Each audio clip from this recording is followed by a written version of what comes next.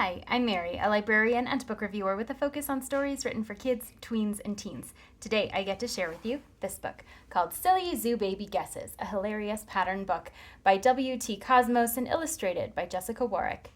If you've ever enjoyed being around zoo animals and wondering what zoo animal babies might be called, and you think it's a little bit funny when you call them the wrong thing, then this might be a great fit for you. So this story starts with word bubbles that ask about the animal in the picture, and each one of them is incorrect, asking if a hippo is a chimpanzee or if a meerkat is a platypus, things like that. So you have lots of funny word bubbles that happen on the first part of the page. Then the narrator corrects the word bubble by saying exactly what the animal actually is. And at the end of the book, you have the opportunity to practice that animal knowledge and make sure that you do actually know the real animal names. So this story is great for toddlers, especially the ones that like correcting you when you say something that maybe isn't correct from the beginning. It's also a really nice story to read with two readers. So whether that's a puppet and a grown-up, or two grown-ups, or two different voices from one grown-up. And the book is designed in a way to make that really easy to do. So because you have the word bubble on one side, that can be one voice, and then you have the narrator on the opposite side, and that can be a secondary voice.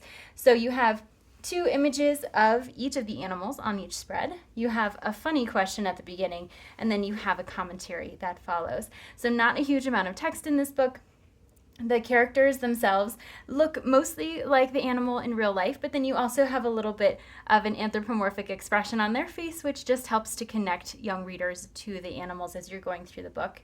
The color choices make it feel like the outside, so you have really true to nature colors as you're going through the book, and you'll find animals that you might recognize from your zoo, like the elephant or the giraffe, but you may or may not have a platypus at your zoo, and so that would be an opportunity to talk to little ones about what a platypus is, what other animals you might find in zoos around the world, and then how zoos help to support animal wildlife as they are protecting endangered species, learning about them, and things like that. So this book is really accessible to those young readers. It's enjoyable to read with a parent and caregiver as they are using the different voices to demarcate the characters in the book. And young children will love knowing more than what that first voice says, especially when they get it wrong.